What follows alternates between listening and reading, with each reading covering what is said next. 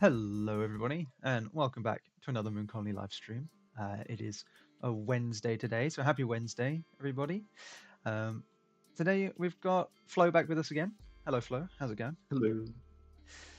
Um, You're asking me because it's weird because I just told you yeah, right yeah, before the stream started. yeah, So what I, do you think?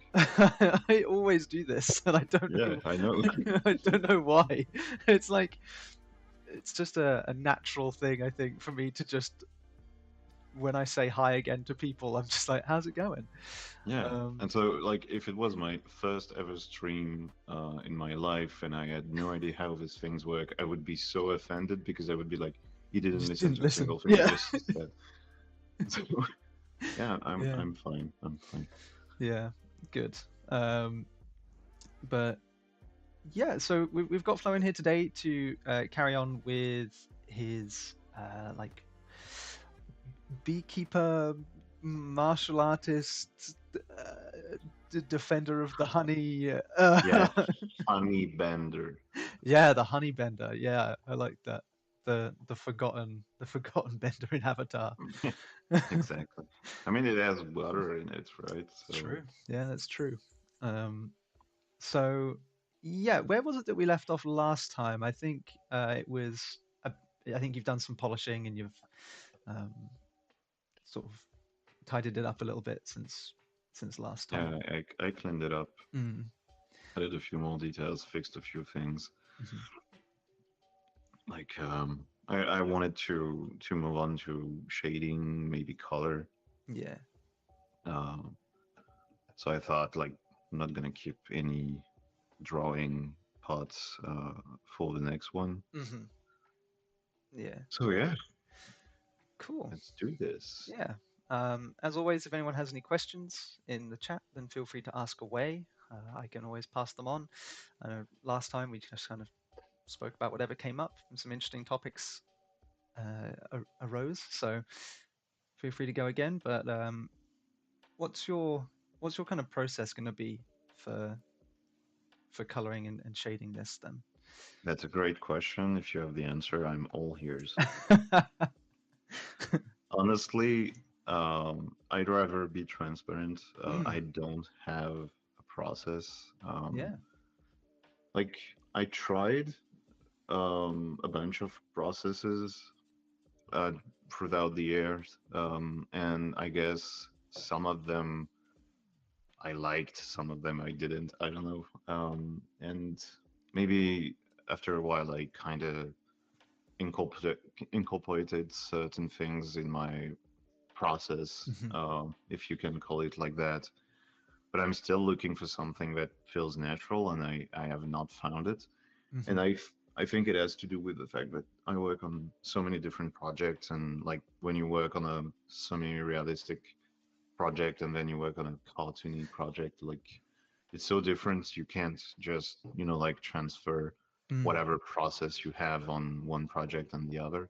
yeah, Um, but yeah, I'm still looking, and I guess um, because I don't really have a clear answer to this question. Like, I'm probably going to go with a very old process I started working with when I was a beginner, hmm, which is basically to place flat colors and then start shading with a multiplier layer yeah, and maybe something like cell shading, cartoon shading.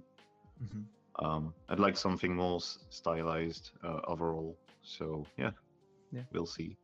cool. Yeah, I think I, I think it can be difficult, right, to like pinpoint like yes, this is my technique and my method when, as you say, you're doing so many different styles all the time. Yeah. Um, so you probably end up falling into your own method, maybe without even thinking about it anyway. Um, I guess there is a point where you just have like common denominators, like yeah, something like the colors you picked, mm, the sort of what you start with. Like some people like to start with darks and go towards the light, and sometimes it's gonna be the opposite. Like you're gonna start with light and go toward the dark. mm, I'm more in the second category. Like Hmm. I'm gonna start with bright colors and start to, like shade it. Um, because that's pretty much how I learned how to do things in the first place. Like Hmm. on white paper, you can just go darker. You cannot go lighter than the Yeah. white of the paper. Hmm. So yeah, it makes sense to me Yeah, sure. to go this way. Yeah. So But you right make your now, I'm just picking colors from references and seeing what I can do with that. Mhm. Um, Yeah. I'm thinking like because it's gonna have like this huge effects and it's Ani, so it's obviously going to be Ani colored. But Yeah. then like, how do I find something that works with the rest? Mhm. Sure. Uh, Philadelphia says, "Hi guys. Flo, do you have any tips on preparing a portfolio for a concept artist position uh, in a stylized game studio like Moon Colony? Maybe. Do you? Um, okay, so I have a bit of a weird anecdote to start answering this question. Sure. My portfolio is not exactly it's not a good fit for concept art. Like when you look at it and you think, is this guy really a concept artist? Mhm. The answer is no. But then if you scroll through my work and you're gonna find one project, one single project where I have a lot of concept art in there, and it's actually the first time. It was the first time I did any form of concept art and viz dev. Mhm. So it's like my biggest experience because I did just that thing for 2 years and a half, and then I moved on to a more freelance contract with a client where I would work on various projects, sometimes illustration, sometimes character designs, concept art, more cartoon things, which I cannot release yet because it's not out, and it was Mhm. for Supercell. Yeah. Um, but like the only thing I can say, I guess, and really take it with a grain of salt because I'm not a lead and I'm not an art director, and I'm definitely not someone who has the power to hire anyone. Mhm.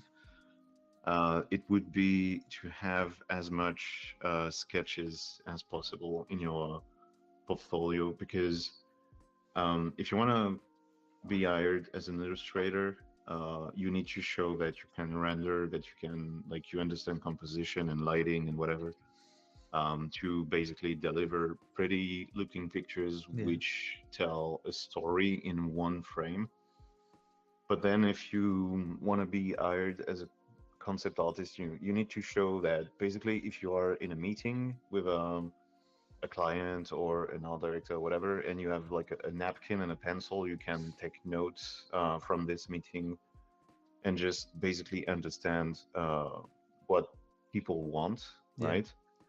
And so in order to do that, you need to be kind of quick in your execution, and to be quick, you need to sketch because being able to put together like really super masterful, good-looking artworks, that's great. Honestly, that's really great. But that's gonna be like maybe 10% of your job, even less, maybe. Like most of the time, you're gonna put together like really ugly sketches all the time. Yeah. So of course, if you can make those sketches look good, it's great.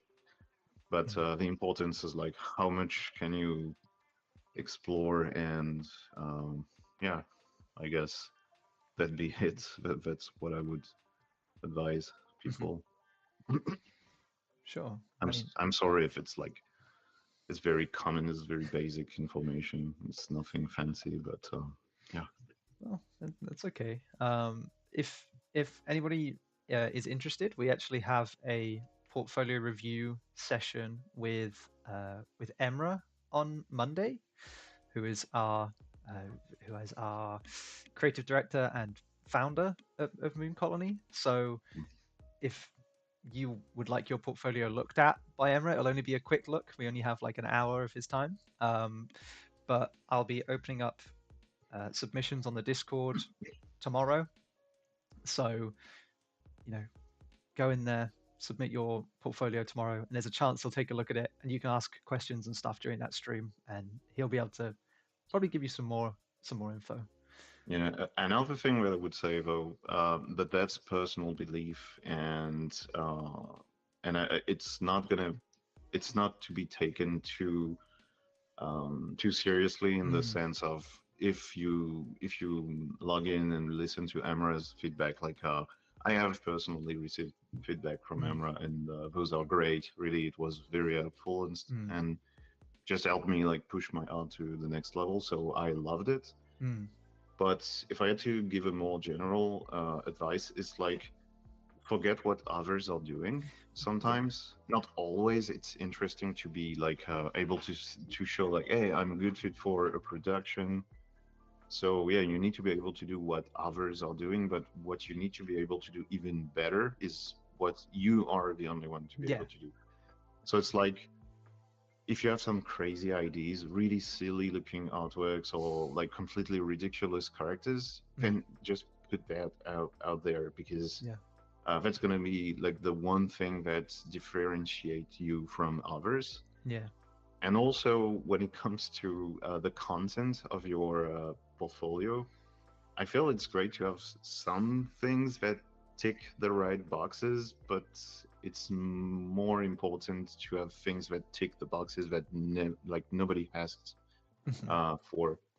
And that was the thing I wanted to say before, but I wasn't sure how to word it, mhm, to phrase it properly. But basically, I've listened to a bunch of portfolio reviews in the past, and one funny thing that I found out is that my portfolio ticks zero boxes that people mention all the time. Oh, you should put this before that, and you yeah, should show this, and your thumbnails should be presented like that, and blah blah blah. And I look at my portfolio at the same time. I'm like, none of like my portfolio is shit if I listen to every portfolio reviews. But then I yeah, felt not so good about the idea of changing everything and following mm, like a recipe of some sort, because yeah, I get work, right? So yeah. I'm like, as long as I get work, I'm not It's gonna fun. change too Yeah, much. yeah, Like, if it works, don't fix it. You know, if it's yeah, not broken, don't fix it. yeah. Basically, I think that's the thing. I think as well. I think it's important to fill your portfolio with stuff that you enjoy making as well. Like I I wouldn't try and like shoehorn yourself into.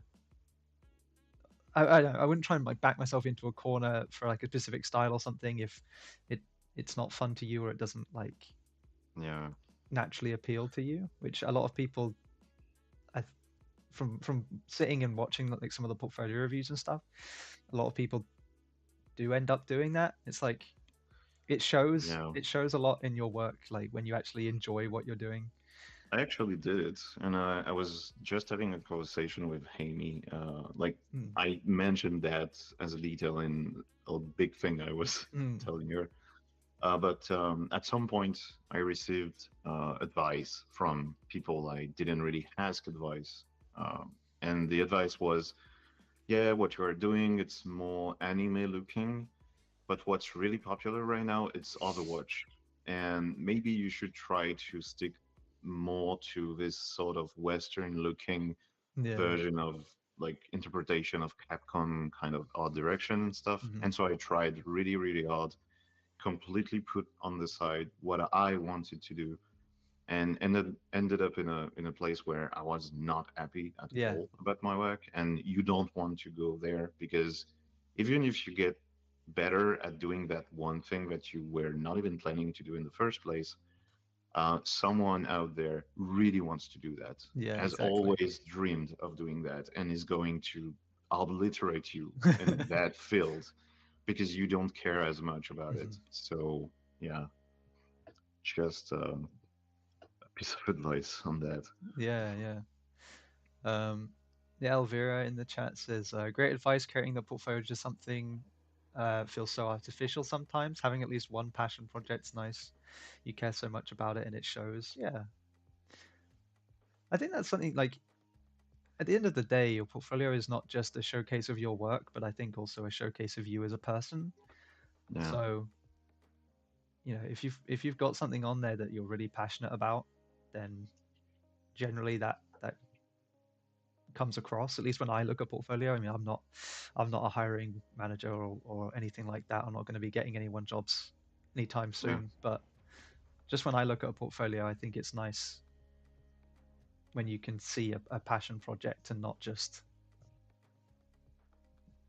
them like yeah. catering. Also, like, try to consider what your weaknesses are for real, Mm. not the things you think could be seen as weaknesses. Like, for instance, um, if I if I take me as an example, I'm gonna say if, like, one of my weaknesses that I keep changing my mind like every single morning. Like, last morning my dream project was A, and this morning my dream project is B, and then next week I'm not gonna care at all about these dream Yeah. projects, and I keep changing my mind all the time.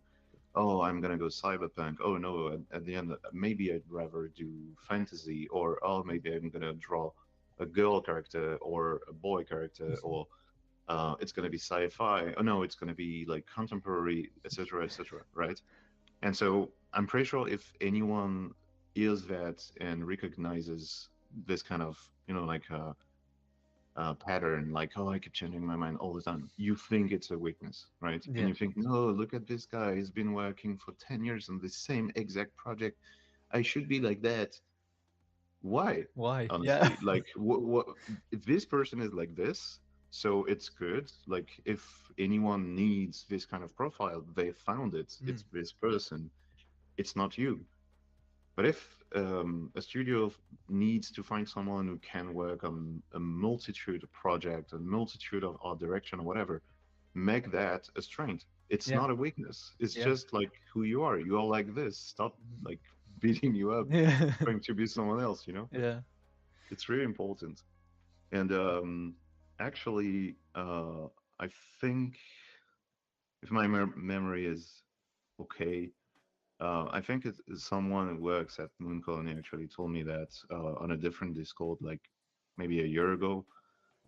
I don't remember who it was, but he took a look at my portfolio and said, like, yeah, there is no consistency of Hmm. style, but there is a consistency of quality, which means like that's what matters, right? Yeah. Yeah. Like, if someone looks at this portfolio, they know, like, okay, so this person knows what they are doing, Hmm. and so like, we just need to brief this person properly, and Yeah. he'll or she'll deliver uh, most of the time, at least. Yeah. I think that's the thing. Like, in some of the portfolio reviews we've spoken about consistency before, and yeah, I think sometimes when you hear consistency, your brain like instantly thinks of like, oh, consistent style or whatever. But no, it's you can have like a million different styles, but as long as the quality is consistent, then Yeah, that says a lot more. exactly. Like, you should explore as much as possible. You Mm, should, if you love anime, draw anime. If you yeah. find out that, oh, this last Disney movie, I really like the character design, then explore that. Yeah. Try to go in unexpected places as well. Like, Mm, I don't know, go to the museum, try to reproduce. Maybe you can like see an old painting and think, hey, what would that look like if it was made by Akira Toriyama or something? yeah. This kind of thing. Yeah. It's just, yeah, explore, try stuff, even silly stuff, and like sketch as much as possible, Hmm. paint as much as possible. And something I already said in a past stream, don't draw like it's gonna be the next trending piece on ArtStation. Just do it like sincerely, Yeah. basically. Yeah. Exactly. Um, Kathy says, "Oh my God, I could hug you right now. Thanks for saying it out loud." um, well, I'm glad you found that comforting. That's nice. The art therapist. Oh my god, I take $60 an hour from each Yeah. and every one of you now. Yeah. Yeah. Yeah. I hope I get a Oh cut of gosh. that. Can you imagine? Oh my god. um, oh, hey Leo, welcome. Long time no see. How's it going? Um, Philadelphia says, but later I find it so difficult to find a job though. Oh, what would, what in relation to because you have like a varied portfolio, or because you're just doing whatever you want, or I don't develop on that, expand on that. What's the question? Um, Philadelphia, I think, was just commenting on. Oh, they were saying because they stick to themselves, they find it so difficult to find a job. I think just because they stick to whatever they want to paint. Ah, Um, yeah. Well, another thing is, how conscious are you of the industry you're trying to get in, basically? mm, Um, I have so my fiance is has been trying to get in the acting industry for a while now, and one thing she learned was that she didn't know a single thing about like the cinema or TV industry in the mhm, first place.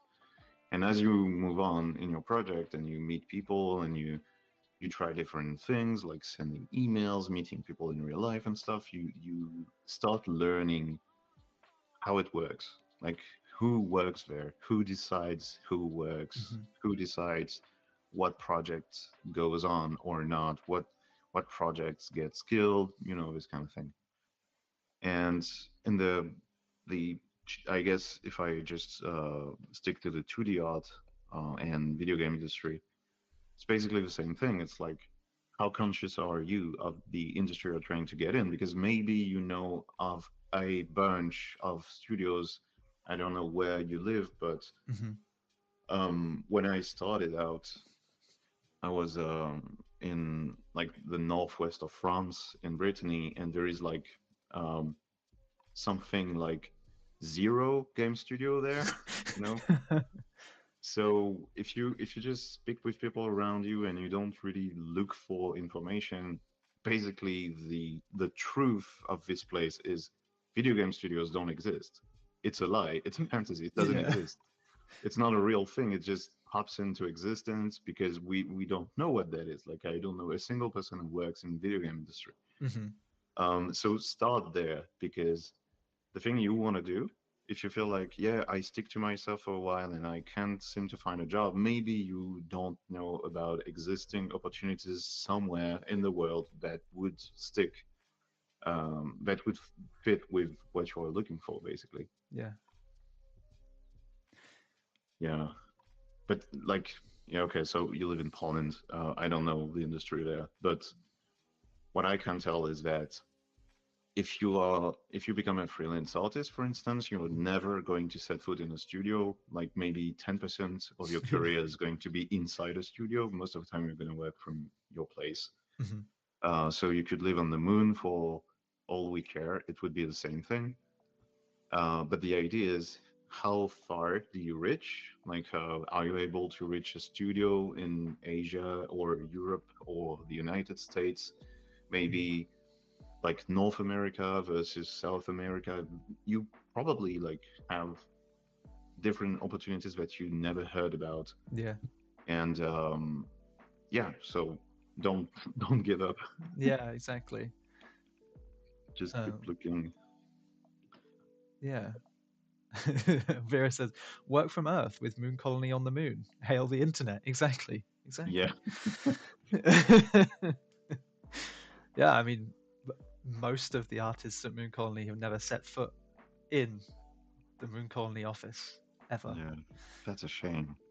Um, How do we have this beer at the pub if we can't? I know. It's that's not okay. Like we need to fix that Yeah. ASAP. Yeah. Yeah. Yeah.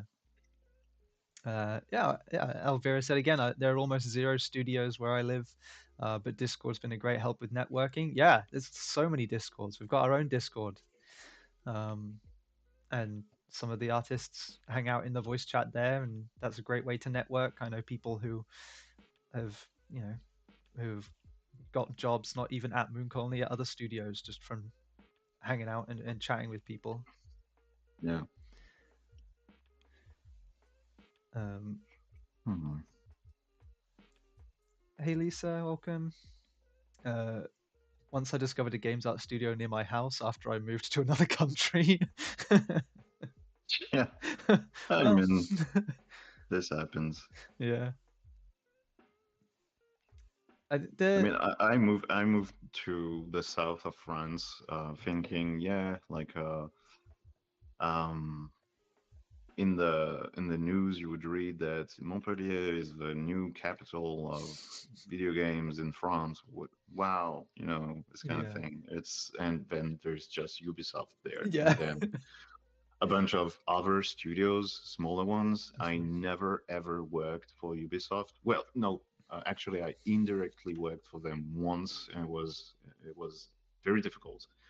Um, but outside of that, I just worked for startups and very small studios that are all dead or barely alive right now.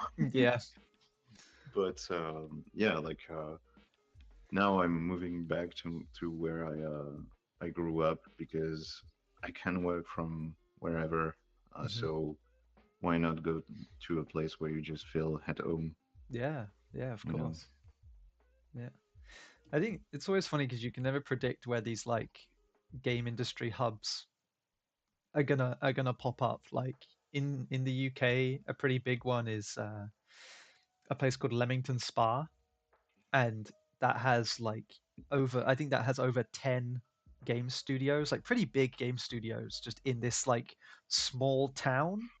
So Yeah. the whole like ecosystem of this town has been totally turned on its head by the fact that big game studios are just like, yes, we are putting our head office here. Okay. um and it's just like, This happens. yeah, but it's just like you'd have never thought that that would be the place that it would pop up, you Yeah. your brain always goes to the big cities or whatever, but no, just a small town. Yeah, there is also a reality to these kind of things. It's that, and I'm pretty sure it's the same all around the globe. Mm, That smaller cities have lower taxes, and yeah. it costs less to rent there or to Mhm. buy there, right? Yeah. So, like, I know that when I get old and tired, I'm probably gonna be like, okay, one last challenge. I'm gonna open my own game studio or whatever, Yeah. and I'm gonna do that in a basement with maybe just me or maximum three people, Yeah. and it's gonna be in a place where it's super cheap, you know? Yeah, of course. Yeah. Well, this is the thing, and something else I actually wanted to say um was that there are probably more like game studios around you than you would think. Um, at least I don't know. I don't know about the rest of Europe, but like at least in the UK, man, there's game studios in most cities. Um, I I know that the city that I live in has like a local game developer meetup thing. Yeah. So if you can go to there, put yourself out there as an artist, I'm pretty sure there won't be as many other artists there as you'd think.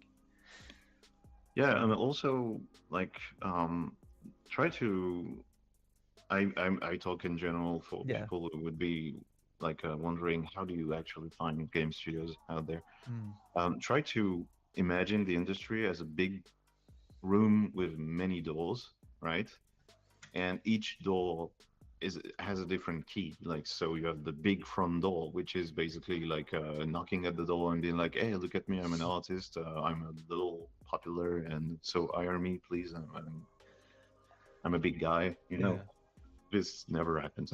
At least not anymore, I think.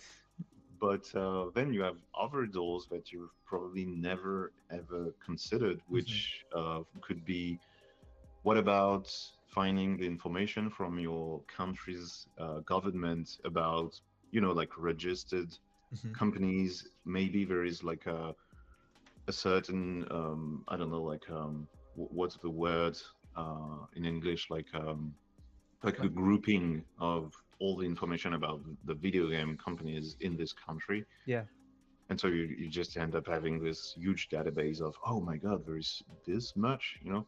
yeah. Like right now in France, if you ask anyone, a French person who works in the video game industry, how many game studios are there in France?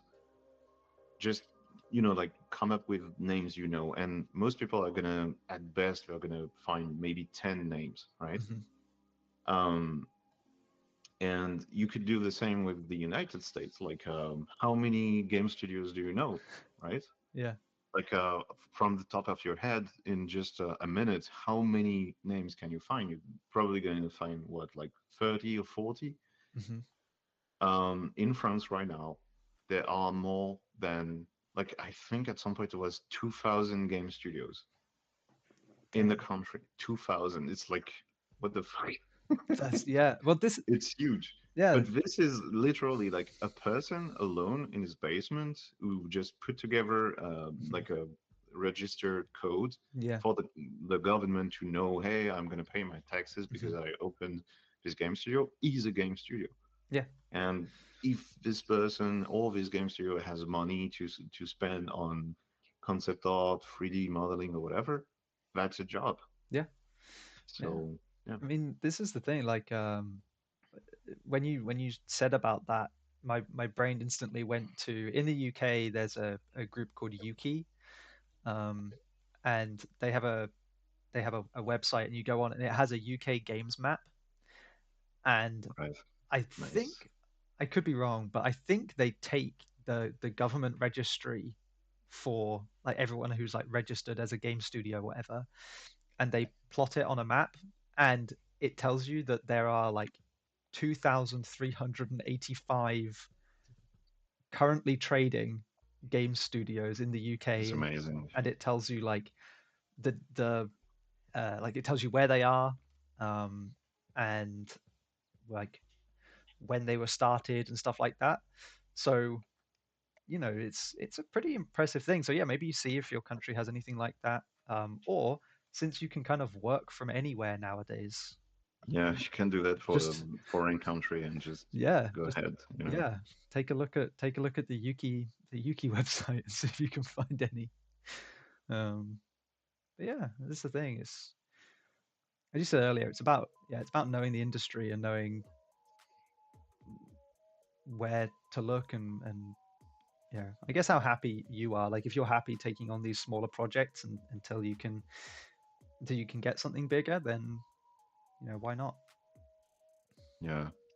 Yeah, and it's really like, you start small and you Mhm. work your way up, right? Yeah, for sure. And I think it's always better to start small, honestly. Like, to start with small studios, indie studios, maybe Mm, small commissions, yeah. just to show, that you are able to actually put together, uh, like a consistent Mm. volume of work. Yeah, I think it's also nice not only for like your employer to see, but also I think it's nice for you because you're not like jumping in at the deep end. You know, Yeah, you're not going exactly. from nothing straight to like big studio. It's like no, it's just ease into it. Yeah, exactly. Like when I was um when I was in art school, actually, it was a big debate. Like, people would always be kind of hangry at the idea of starting out in a small studio, Mm, because, they had this belief that if you start there, you're never getting out, right? yeah, Like, there is no way you can, get to be visible or discovered or gain proper exposure yeah. from a small indie studio. And I had the same mindset in the first place. So, when I started out, I was working on this card game, which is called Iridan, Arena, I think. Okay. And so my dream job at that point was to make illustrations for Hearthstone.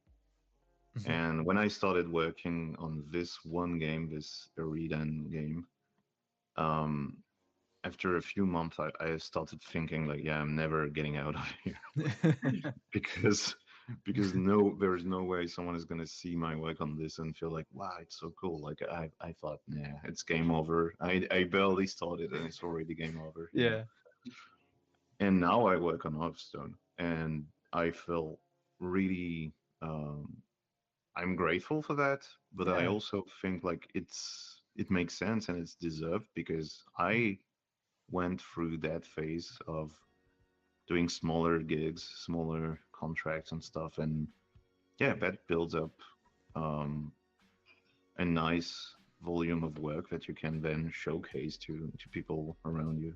yeah. Well, this is the thing. I think it's kind of natural. I mean, when I was at university, when I did computer games design, I, everyone on our course, I think, had a very similar thought process of, I don't want to go and work in like indie. I want to go and make the make the big bucks working for the big boys. Um, Yeah, but by the time I got to my final year, I was like, yeah, this like it makes sense. It makes sense to work for like a smaller thing and then go up. So like me and my friends, even we created our own little studio. So yeah, I mean, it didn't work out because I had bills to pay. But you know, like, um, but it was a good experience anyway. It was cool.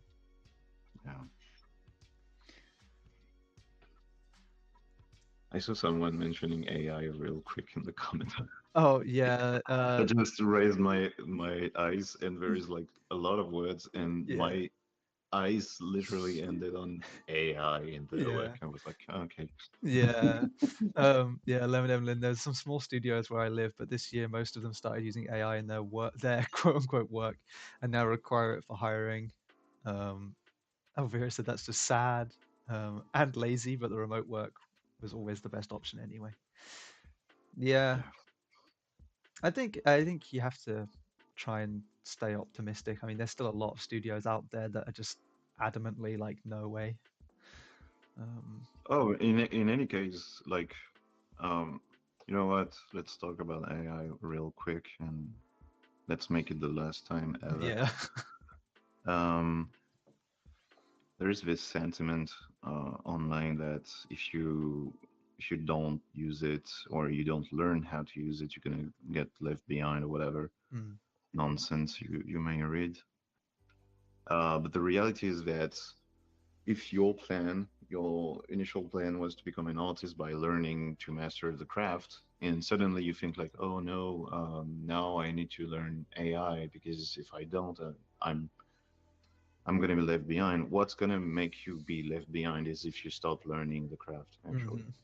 Yeah. Um, and I mean, if you're, I don't know how to exactly demonstrate this, if that makes any sense, but if you imagine that there is a level 0 and then a level 100, and which is the Mhm. maximum, if you start at level 0, you may think like it's going to take me so many years to get good at art that I'm never going to beat AI Mm, to this game of making good looking images quickly, you know. But the thing is that that's not the game. The game is not to beat the AI into making much better images much faster. The game is for you as a human being to be able yeah. to do whatever comes up in your head with as little as a piece of paper and a pencil, basically. Because if you can do that, then you can work. Mhm.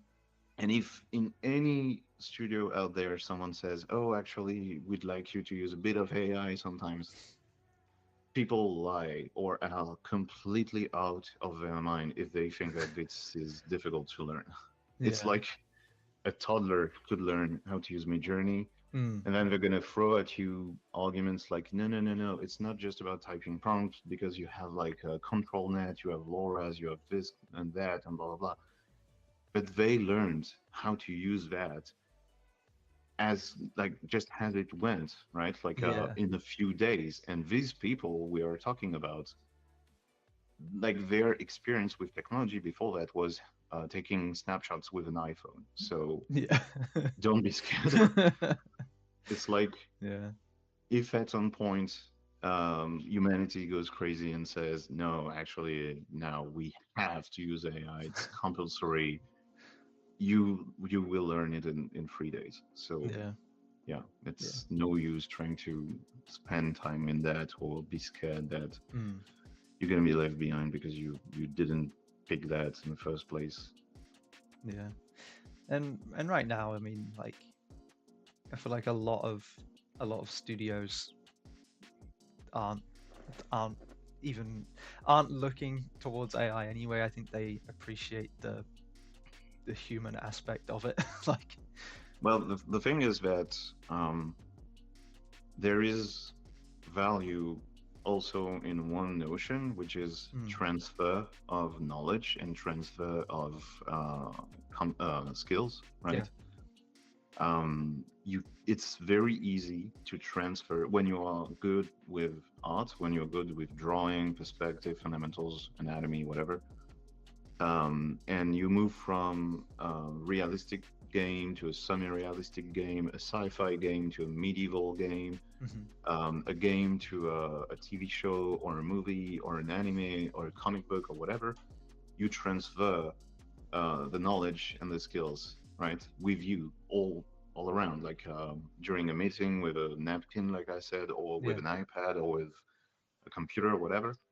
But when it comes to diffusion models, you don't like you can't transfer your knowledge from Stable Diffusion to Midjourney. You can't yeah, transfer Midjourney to DALI. It's just every time they put together a new model, just a single word can make an entire output completely different, and people can't transfer mm, their skills for two reasons. They can't, and second, it's not a skill. yeah, Conversation is over. yeah, yeah, Let's not go further yeah, in yeah, this. yeah, If you disagree, I'm very sorry. yeah. Have a nice day. Yeah, Yeah. Uh, well, let's move on then. yeah. To uh, It's the let's last see. time, I promise. Yeah. Um, it's all right. It's one of those topics, isn't it? That just keeps on giving. Uh, I'm not sure about unpaid indie projects like those that don't have the budget until the game comes out, if that ever happens. Yeah, I mean, yeah, I probably wouldn't go for those anyway. Yeah, Really, those are a bit dodgy. I mean, I think sometimes people are gonna throw at you arguments like, yeah, but you are a noob, and this is gonna be experience. yeah, but So that's a good way for you to gain experience, whatever. noob or not, Um, it's still taking me like 50 hours to do. Yeah, that's the thing. It's like even if you are a noob, even if you don't have experience, you are a human being and you have time, Mhm. and this time is valuable, and they know it. So yeah, Yeah, like nobody is a lawn mower professional handler, right? But if you go see your neighbor and you say, "Would you give me like $10 if I just, like because the person is old or whatever," they're gonna yeah, pay, right? Because yeah. you're nice and they understand, and you are not a professional. Mhm. So why would that not apply to anything else? I don't know. Yeah, yeah, exactly. Uh, craft is still the most important. You can. It takes years to learn good composition, color, etc. Yeah, exactly. Um, I have some concept on napkins because ideas come randomly. The problem is the cat loves to shred them. Yeah, yeah. You got to start taking pictures of those napkins when you're done. Yeah, it's a cat, an enthusiastic, autistic cat. Like he loves art so much that he has to hit it. Yeah. I don't know why cats do that. Like it's the same thing. Sometimes we run out of the thing you used to. Hmm. What's the word? A tissue. A tissue. Yeah, we Yeah. we run out of tissue, so we start using toilet paper. Yeah.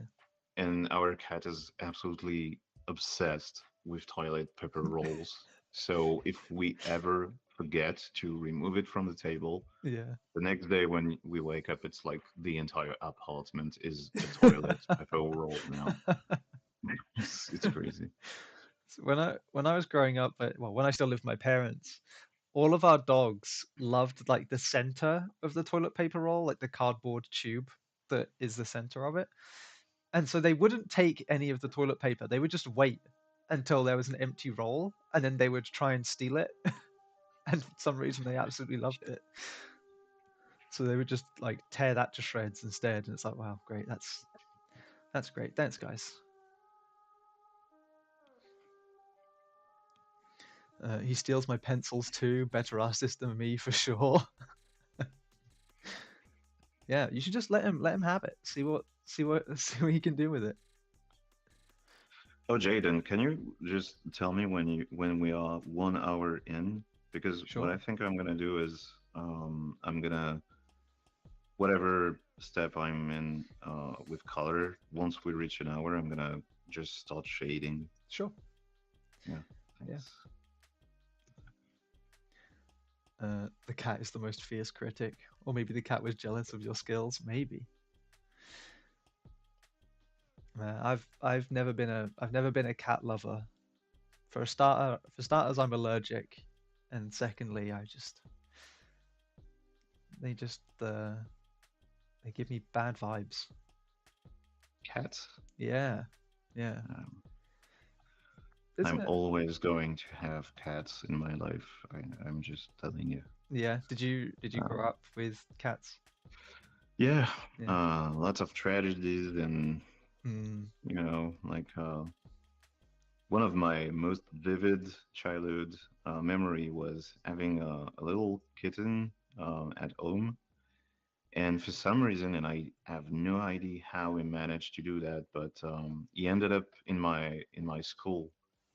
Um, so like we had this tiny kitten at yeah. home, and my mother said, "Okay, we keep it. It's okay." And my father was not so happy about it. And I went to school, and then during recess, Yeah. yeah, lots of kids were glued to a corner of the uh, Playground. the playground, yeah. And I went to see what was going on, and the kitten was here. It was exactly the same because he had this very What? characteristic cut at the ear. Yeah. I was like, "What is he doing here?" And I was panicked because the teachers didn't want me to go back home with the kitten.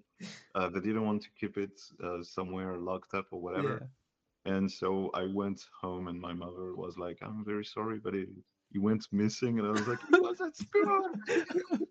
Oh my god, no. So I literally saw the kitten that was missing, but I No. could not prevent it from going missing. So yeah, That's awful. I'm it man. is. I don't know what I would do. If I was a teacher, I'd be like, oh, can we like maybe call your parents or something? Yeah, I mean, That's rough. Man. sometimes people do not want to be helpful Oh, because for sure. Yeah. yeah, Yeah. I guess they are scared that then you're gonna ask for more later down. Well, yeah, either that or they just didn't believe that it was your kid. Yeah, probably. And um, then I grew up with a cat that I named Berlioz, like in uh, the Disney movie. I don't know if it's the name. It's like in the Disney movie with the cats. Um, oh, Aristocats. yeah, Yeah. Aristocats. There is a black kitten.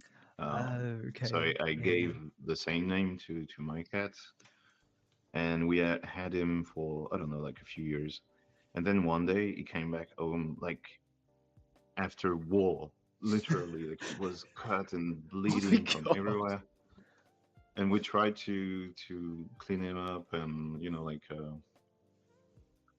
actually his cat's name is Gospel. No, really, Gospel?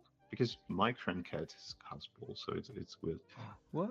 And so yeah, he came back all hurt and with lots of injuries and stuff, and we tried to heal him, but he had this attitude of yeah, thank you, but I think that's the end.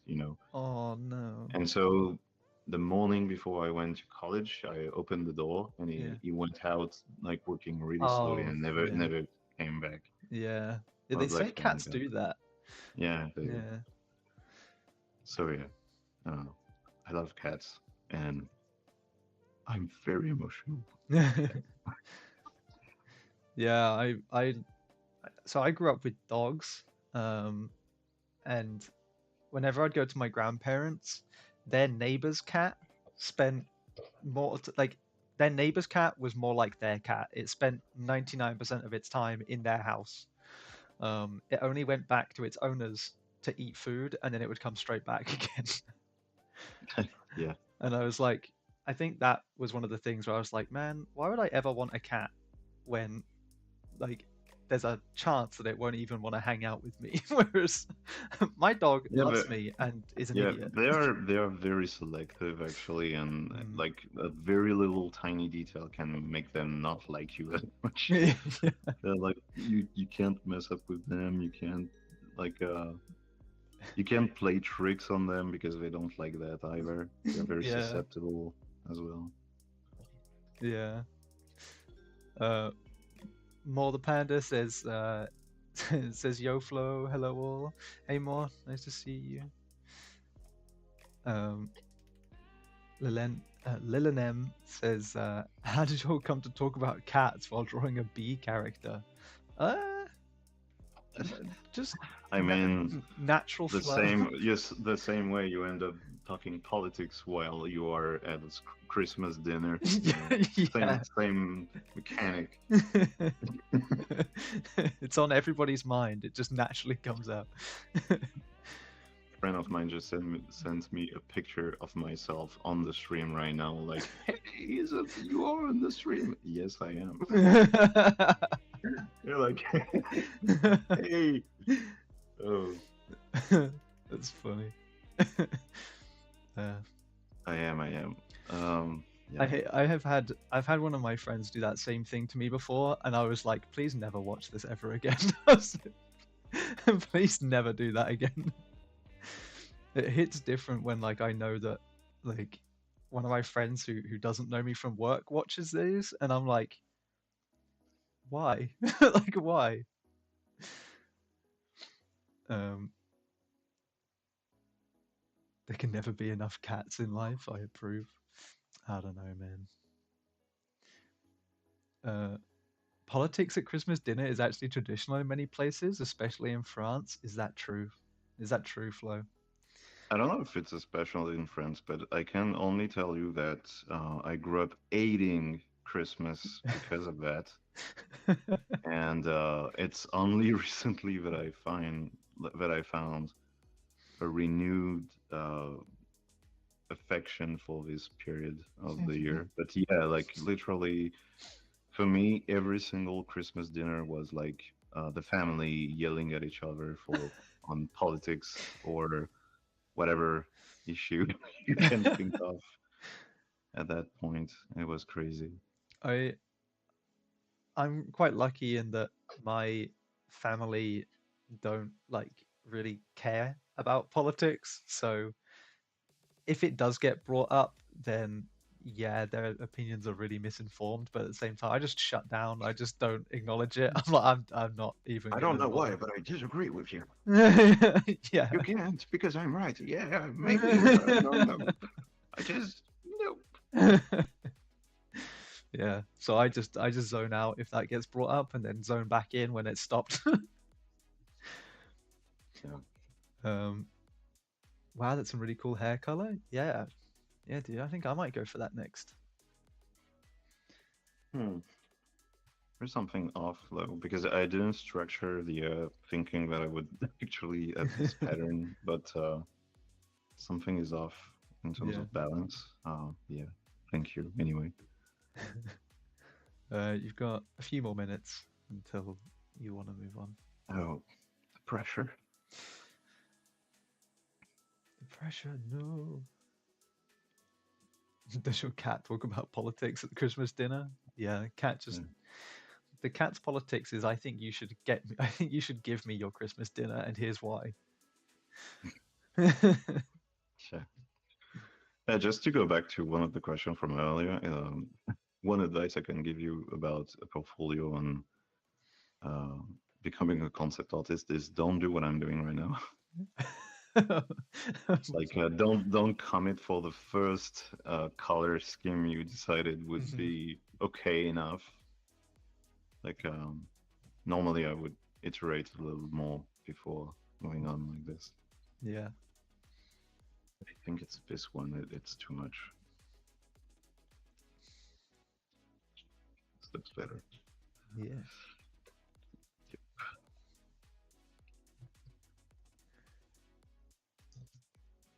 man. I need to get Etienne back on here at some point to finish his little like what was his was like a beekeeper shop, wasn't it? Like a honey shop. Yeah, it's like a shot, but we completely drifted away from each other because I went for a more, like, I guess, samurai sort of Yeah, character, like Eastern thing, and he was more on a European medieval yeah, kind of thing. yeah. So His they was. don't fit together at all, which was supposed to be the whole point in the beginning, but I guess we were like, yeah, you know what? Let's be lazy. Being lazy is good sometimes. Yeah. If there's one thing I've learned from doing these streams is that you know the artists are um, a law unto themselves. Be like, hey, I have this cool idea for a stream. Oh yeah, what is it? Oh, it's this. Cool. I'll do something around that, kind of. Like, oh, Yeah, I mean it makes sense. Like, yeah. I had an exchange with an artist I really like, Tim McBurney, Hmm. where he told me through email that the only way to know if an idea is good is to actually like do it. Yeah. Basically, like you can't know if something is gonna work out if you don't try to make it work out, Hmm.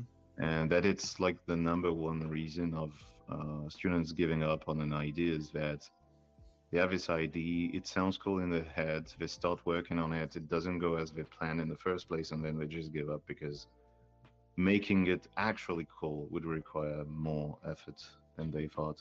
Yeah. Yeah. And this reality, it's me every day. Uh, Usually, it's like um, there is no cool ID. Like cool IDs, it doesn't really exist. To be honest, I believe Mhm. that now. When people say I have a very cool ID, I mean it sounds okay, but it's It's not. all in the execution. Yeah, it's like no idea is cool. What's cool is what you're gonna do with it. Yeah. So, Oh, it's been an hour. Bang on. oh no, No. just want to put some, like gray in there. Yeah. Um, Leonem, what about some bee jewels or bee tattoos on his ankles? Just some ideas. Oh man, I feel like we're past the point of additions. I don't know. I usually change critical things at the very end. Yeah. Yeah, I do that a lot. Um, it's like a byproduct of me learning not to get attached to details on Hmm. on an image. Hmm. Um, because I had this tendency in the past, like if I'm happy with one part of a drawing, I'm like, no way I'm changing that. It's too cool. Yeah. And then it makes you be completely stuck Yeah. because if you can change a part of your drawing, then if this part has to move and you refuse to do it, like yeah, your process is completely broken. Yeah. So yeah, sometimes I actually had or removed certain things. Yeah. I remember when I was at uni, like having to come to terms with the fact that you know sometimes your really cool idea just needs to just yeah, you need to change it or get rid of it entirely. Um, No, like there were times when we were coming up with ideas for like our games or whatever, and we'd be like, "Oh, this is such a cool idea! Like the mechanic is awesome. We're definitely keeping this," and then it just didn't fit with anything, and Yeah. we were like, Yeah. "You end up trying to shoehorn this mechanic you think is really cool into a game or something that it just doesn't work." Um, Yeah, this works for like lots of examples, to be honest. yeah, Um, you could find anything and say like, yeah, the initial idea sounded cool. It was cool on its own, but now that we have all this huge system and like yeah, various things going on, we need to rethink the whole thing. yeah. But you don't know until you try it. So Exactly. Okay, um, guess I'm gonna. Oh, come on, just the little triangles. I don't like to. Like, I actually asked you about it, and now I'm breaking my own rule. it's okay. I've done my half. Bite me. Yeah, Um, I've done my end of the deal. yeah, exactly. Thank you for trying, Jaden. It's okay. It's okay. Um, Moore asks, Florent, is it's a dragon? Question mark. It's a private joke. Ah, okay. I was like, what? Yeah, it's a private joke. Uh, It comes from a time where I went to the cinema to see the first Avatar movie, mm, and there was there was this kid in the theater which was speaking really loudly, and you'd see like a creature appear on screen, like whatever monster from Pandora you can yeah. think of, and it was like, "Is this a dragon? Is this a dragon?" That was so fucking annoying.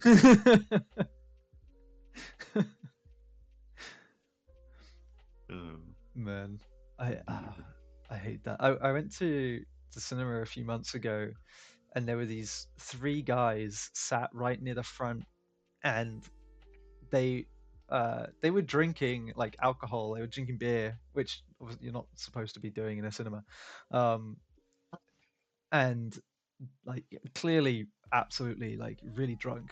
Um, and then one of them was just on the phone talking to someone on the phone in the middle of this cinema.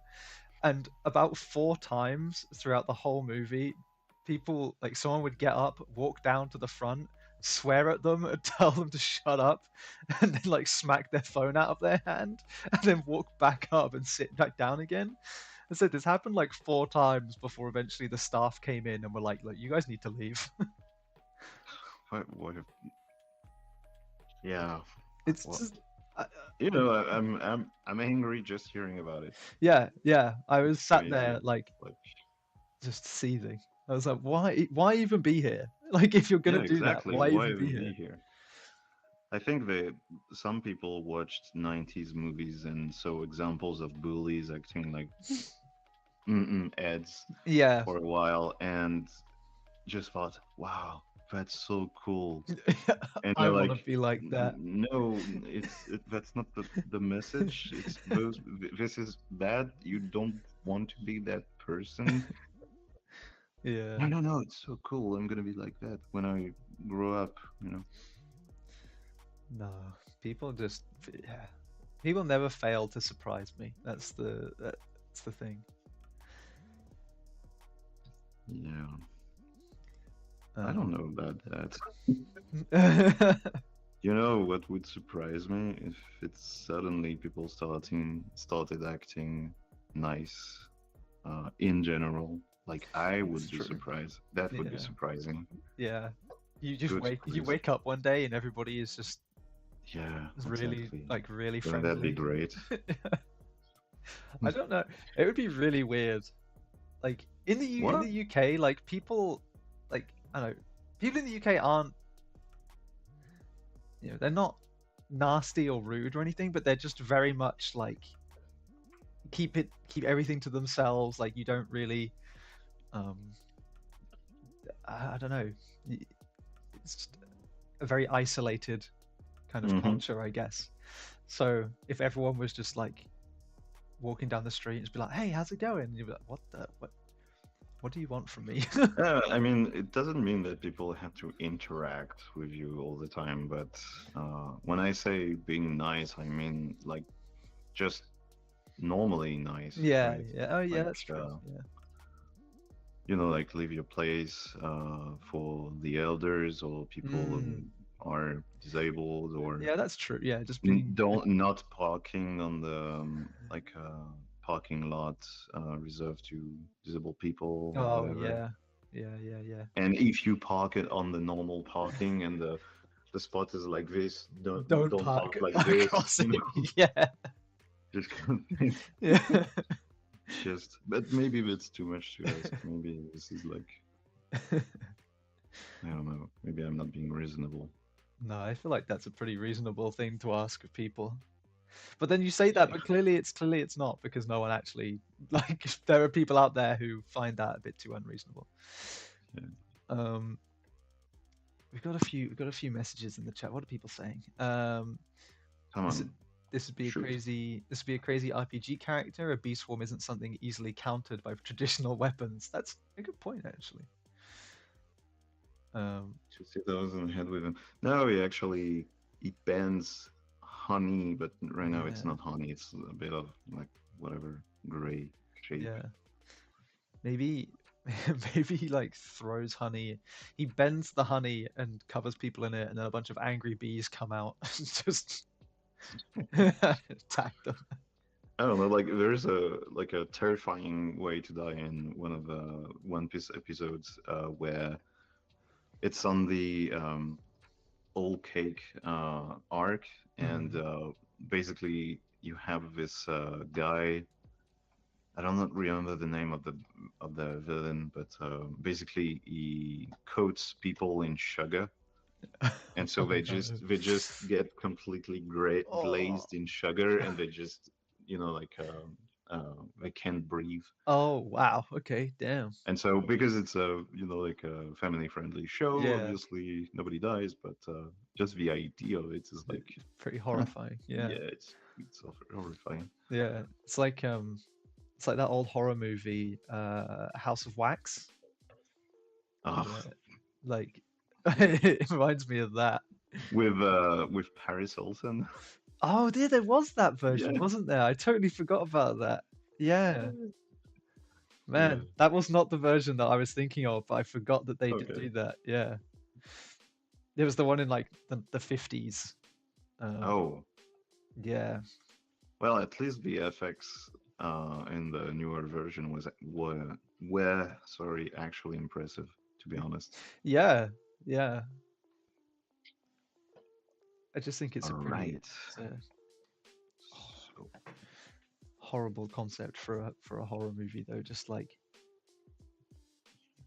being stuck in like wax just left to kind of just die. yeah, Um, I want to play this character now. Please make a game like it. Oh man, wouldn't that be nice? yeah. In terms of Ask the Lunar Forge people that. yeah, yeah, we have a Lunar Forge stream tomorrow. Ask ask Dan if he Ask can. them. Yeah, ask them. But just tell them you have to make it happen. Yeah, this does remind me of a League of Legends skin though, or character. I think someone else said that earlier as well. Yeah, Lemon Emlyn says the weapon shape reminds me of one from Jax in League of Legends. This could be so funny with the way he fights. Also, the character looks really cool. Yeah, Thanks. this I'm gonna character shade it now. I'm gonna make the shadows. nice. Pretty dumb method. I'm really bad at actually apprehending the shading like this if the colors are on. So I'm gonna just make a shadow pass on top of white Cool. and see how it goes then on the character itself with the Mhm. colors. Did you find it easier? So what about it this way makes it easier for you? Do you think? Well, it's just light and shadow. Basically, Oh you have yeah, nothing that's else. fair. Yeah, that's fair. Yeah, I suppose it has the same effect, right? So why not? Yeah. Yeah, and then I like later I'm gonna try to compensate with the colors and stuff. Mm. Because when you use multiply like this, you can see right away that on certain colors it looks really, really bad. Like I'm using a gray purple, so Hmm. on top of yellow it just looks like brown. Oh, okay.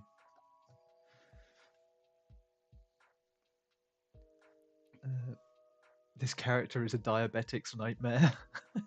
Yeah. Or allergies. Imagine dying to allergies. Yeah. Man, But it's, if you catch a cold and you need honey, it's you know, like yeah. it shoves it down your throat right away. Yeah. A bit of rum and Mm. what is it? Team Oh, time. Yeah. time. Yeah. Man. Is time supposed to be good for like a sore throat? I didn't know that. Yeah. It's like personal recipe, Hmm. lemon, honey, uh, thyme, and hot water, obviously, and Yeah. then like a little um thing of rum. Yeah. Little splash of rum. Yeah. Yeah, splash, splash of rum. Yeah. Um, yeah. I always had when I was a kid, I had honey and lemon, but yeah, that was just it. Honey, lemon, and some hot water, obviously. Um, I guess his natural predator is bears. Yeah. Yeah. Yeah. This guy's arch nemesis is Bear Man. I don't know. You can find out later during an arc that he gets attacked by a bear, and then he just kind of pets it because he can provide like Yeah. some unlimited honey or something. Winnie the Pooh loves this Yes, guy. exactly. Right on time, you just got sick. Oh no. Well, now you've just got a great recipe.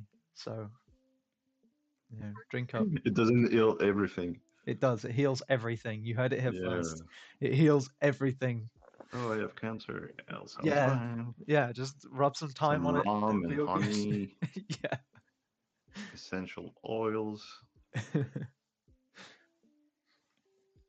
Honey, lemon, and ginger tea is a deliciously healthy lemonade. Just steep ginger for 5 minutes. I forget that in other countries, lemonade isn't carbonated. Like in the UK, lemonade is fizzy, whereas Yeah, I, in France as well. yeah, whereas I think in the US it tends to be uh, still, Yeah, okay. which I always That's funny. I would have imagined the opposite actually. yeah yeah me too. I imagine the US drinking only things with bubbles and nothing else, you know, Yeah because they they brought the Coke, so I'm like, yeah, Coke and Pepsi, yeah you know. that's all they drink. Yeah, they drink only that, right? Exactly. Obviously, even if an American comes in and says otherwise, like this is the truth.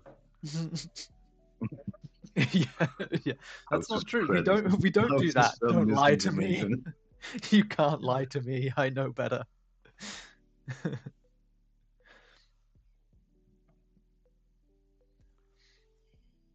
No, I think it's always interesting to see people's like home remedies uh, for different illnesses.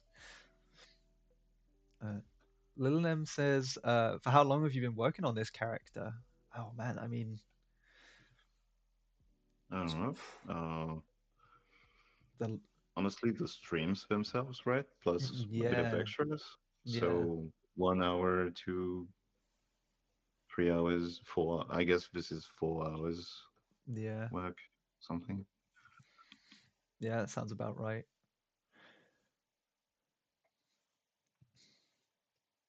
How long would this sort of thing usually take you, if you weren't streaming it? Because obviously streaming it makes it take a bit longer. So Sorry, what? how long would this sort of thing take you normally, like if you weren't streaming it? So just if you were doing it for Moon Colony, for example. Oh, if it's professional Yeah. work, it takes longer. Like, it's something people usually tend to get impressed by, but the reality is way different. Mhm. It's like this is freestyle, right? Like, I don't have any constraints, I don't have any limitation, I don't have any feedback or art director Yeah, coming it's at me true. and being like, this part needs to be changed. So Is that it what goes is fat. that what our art directors sound like? Yeah, they sound like that. Excuse me, but I would need wings to be changed. If you Uh, want to get paid. I'll make sure to to let them know about that. That's funny. You sound less evil when you give feedback to artists. They don't like that.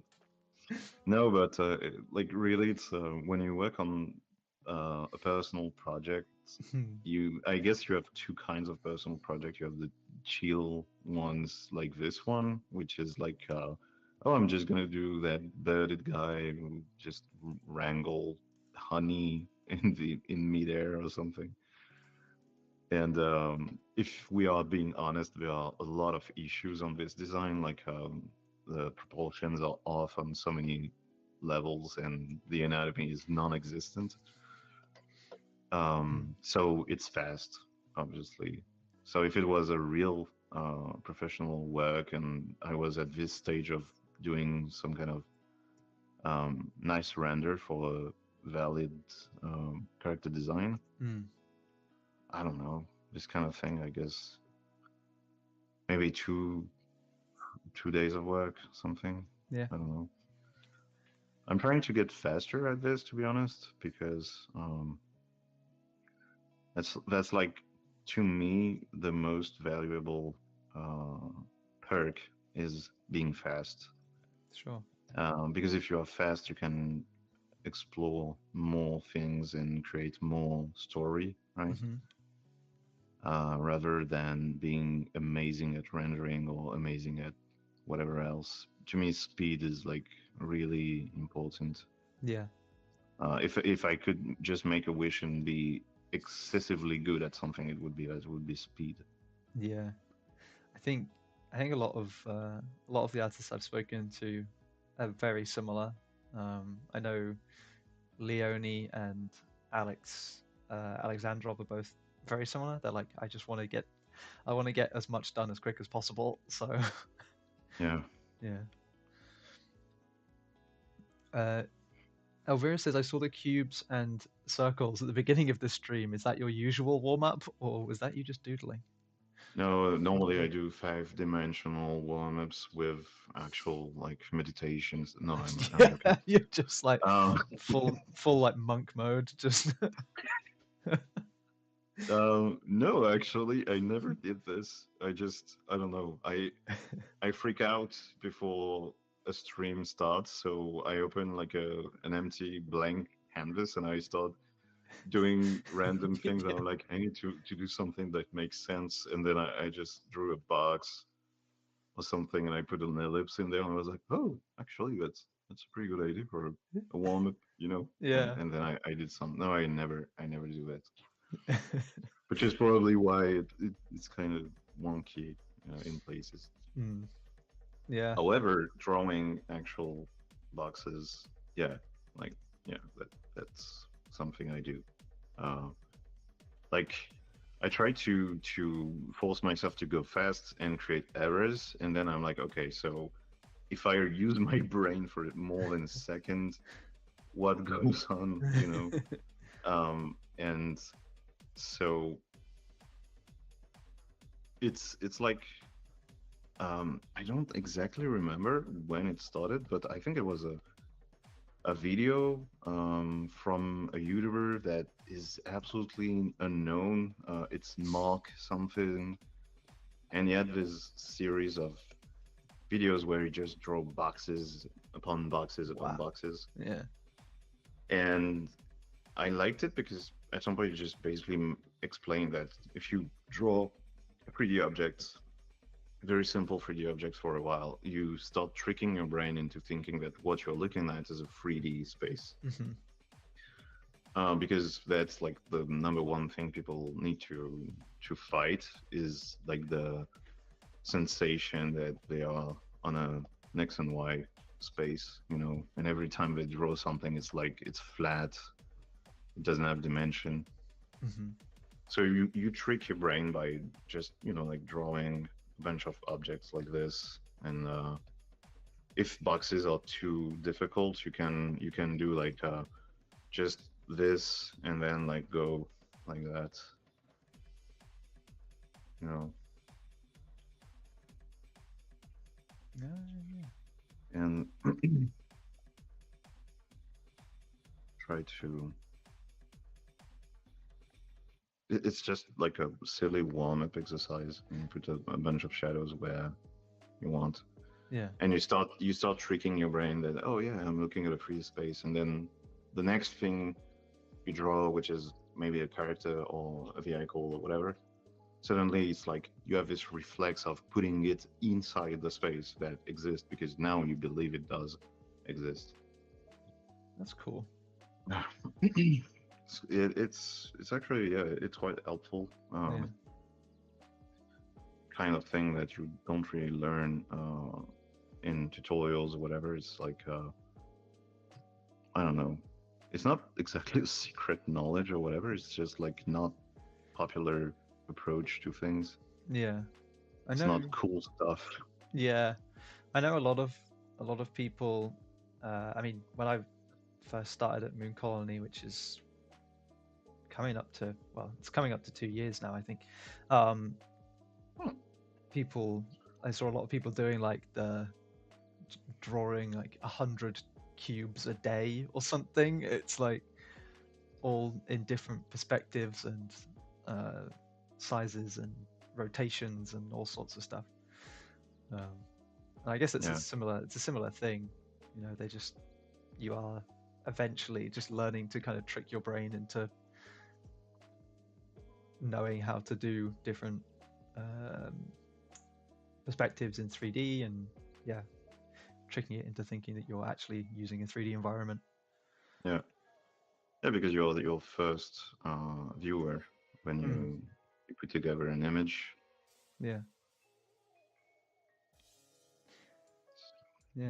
Yeah. Um, Avira says I started skipping warm ups. I admit, I'll be good now. I think a lot of the artists that I've spoken to have said similar stuff where they're like, yeah, they don't really do warm ups anymore because they're constantly drawing anyway. So it's like, you know, I, that I think it's not a good excuse to be honest. Um, yeah. yeah, like I I work every day of the week, Hmm. so I could I guess I could say the same. I could say like, oh yeah, like since I draw every single day, I don't need to do warm-ups. Yeah. But the thing is, when you wake up in the morning and you are much more still in your bed than you are in reality for a while, your brain isn't done like you know, like plugging in all that Yeah. needs to be plugged so that you function normally. Hmm. And it can be super frustrating to start right away on an actual piece of work. Hmm. So if you just, you know, like you start with a simple task, like a simple warm-up exercise, maybe it's just like automatic drawing or something. I don't know if people know what automatic drawing is, but it's like, to me, it's the greatest warm-up. Um, so if people are interested, Yeah, you could I've never heard look. of it. But yeah, like warm-up is nice because it actually gives you the opportunity to just, yeah, like what it says, to warm up Hmm. without the pressure of result, right? Yeah. That's the point. It's like if you warm up for a sport competition, the warm up itself isn't about the performance. Like there's no pressure of being the first when you are warming up. You are warming up to give you more chance to be the first when Yeah. the actual competition starts, right? Hmm. Uh, yeah, Lemon Emlyn says, I feel like warm-ups are a good way to practice something that you don't draw every day. Like when you are working on rendering day after day, it can help you to draw something else. Yeah, Yeah, exactly. yeah. Sometimes it's good to sort of change where your mind is at.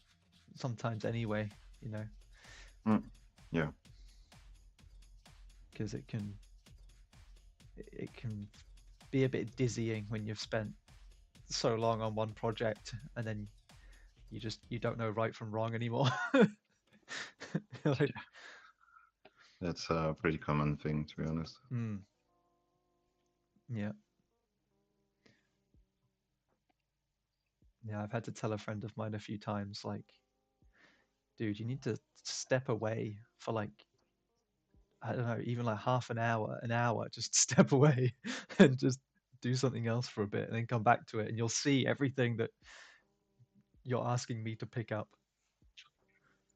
Yeah, sometimes going out as well can be Mm, a good idea, you know. mm. Oh yeah, for sure. Yeah, yeah, yeah. Go and touch some grass. Touch Uh, grass. Lilin M says, "Is this character from a personal game project?" No, he just No, it's just like a random happening. yeah, Like really. yeah. I can't even remember. Was it you and Etienne that came up with the idea for the beekeeper stuff, or was that? It sounds like a Yeah, pretty yeah, out of. yeah. We had we just thought if we do a collab, what is it Mm, gonna be? And we thought, okay, so you do an environment, and I do like a character a to go with it. character, and they are supposed to be related in some way, but then like Yeah, I don't even know how we ended up saying a beekeeper. yeah. I'm not sure either. I'm trying to. I mean, I'll have it in a chat log somewhere, I'm sure, but I'm not gonna look for it now. Yeah, I guess it honestly it could have been anything. I Yeah, think um, at that point. yeah. Um, do you plan to sell prints of it? I mean, Some If yeah. Moon Colony ever gets into the print business, maybe. Sometimes you just need an excuse to draw whatever you want. Yeah. Like I remember at some point I was really annoyed at not being able to be inspired anymore and finding ideas of things to draw. You know, like Mhm. the $1 million question: what do I draw? I don't know what to draw. Yeah. And so I just thought, I haven't been drawing female characters for a while. I want to draw a katana, Mm. so I'm gonna draw a female character with a katana. You know what? Let's make it two katanas, and then I don't know, like color full thing on a fluorescent background or Yeah. something. And I ended up just doing that. So Yeah. yeah, It's sometimes it's nice to just see where your mind takes you, you know. yeah, exactly.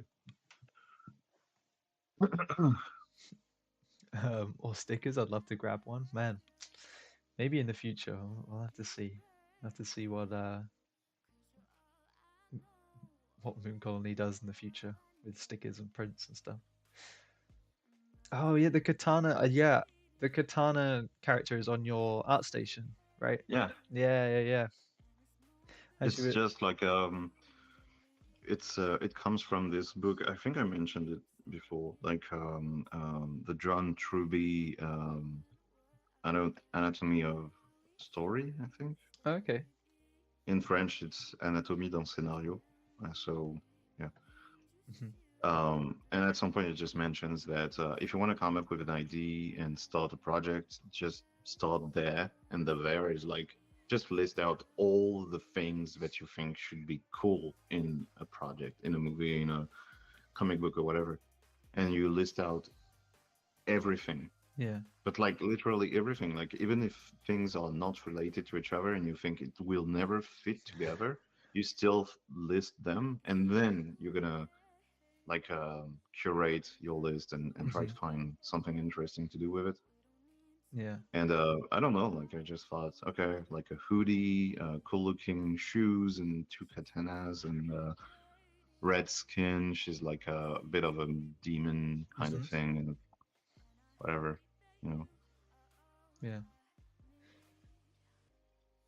Yeah, I think that's a really nice way of um that's a really nice way of creating a project actually. I never really thought about that because it kind of saves you from having that blank page problem of being like, man, I can do like there's an endless amount of possibilities, but instead of just asking, instead you can just ask yourself, well, what do I think is cool, and then figure out after the fact how to tie them all together.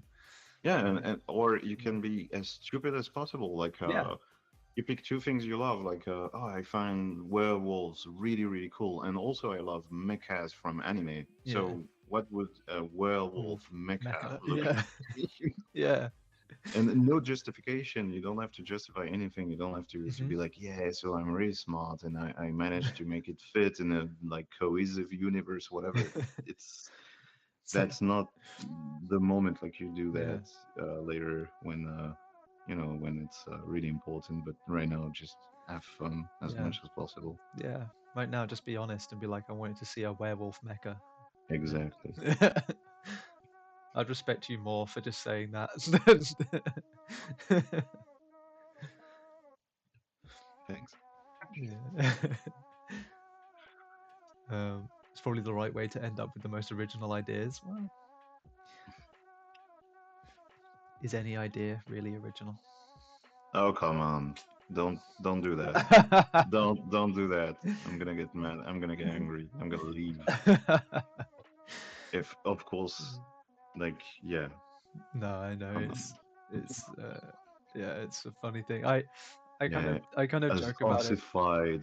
Yeah, I kind of joke about Come it on. because I got told that a lot when I was at university. Yeah. You'd come up with a game idea and they'd be like, Have "Well, originality is dead, so just have like you ever heard of the Babel project? I don't think so." Okay, so I'm gonna explain it real quick and very badly, but basically there is a website online where you can upload any picture Hmm. or any piece of text, and this picture or text has already been written, or this picture has already been taken through algorithmic random generation. So basically, it's a website where you have like a for the image part, you could Yeah, take a picture of yourself, a picture that you've never taken ever, right? yeah. But years ago, this software generated an image which is exactly the picture you just took, right? Okay, So inside this program, there are pictures of you in every single situation that you are going to live in your life, even in the future. Okay. okay. And also billions and billions and billions of situations that you will never ever leave, or situations you will never be in, right? Whoa. It's just random generation. Yeah. And it's the same thing for text. So Hmm. basically, everything that has been said, is being said, or will be said, is you can find it. It's possible to find it in there. Hmm. And at first, I when I heard about this thing for the first time, it just gave me like a dizziness, and I was like, I'm gonna pass out. You know, like this is crazy. Yeah. And I just realized one very silly thing. This website only has text in English or in like Yeah. Roman alphabet. Yeah. So there are sounds and words that don't exist in there, even though it has every single thing that has been said, Hmm. will be said, whatever.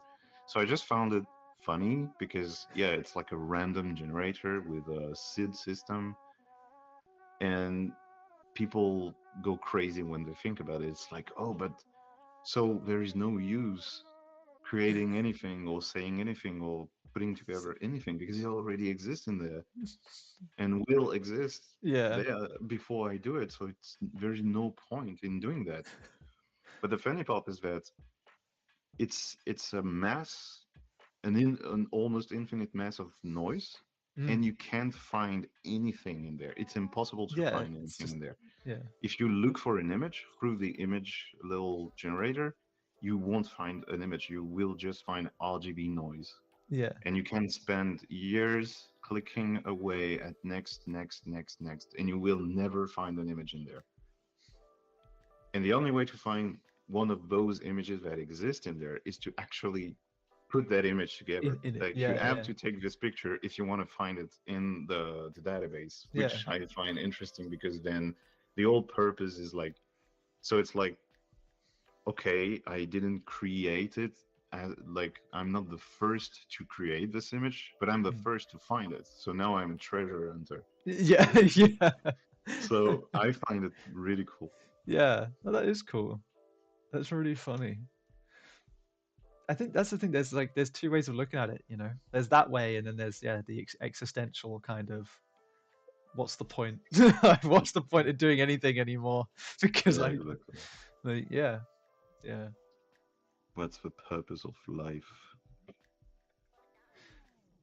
But yeah, that's the thing. It's like yeah, it's the thing. I mean, when I was at uni, when we were talking about. I think that the concept they used an example was obviously like game mechanics. So it's like there's no such thing as like an original mechanic, like game mechanic. And we were like, okay. And then they just extrapolated from that. There's no such thing as original ideas. And it's like, well, okay, hang on.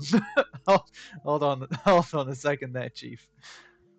Yeah, I mean it's one of the favorite defense right now in like social media. It's like, yeah, all ideas are borrowed. Every creation is borrowed. It's just like a remix of what has been done before Mm. and stuff. And it's like, you don't know that. Well, that's the You thing. you just kind of extrapolate on this and Mm. expect that there is a bit of like wisdom of some sort that is going to just eat you at some point Yeah, because you just said like this. But yeah, I think that's the thing as well. Like, y- you know, it all comes back to like, who cares?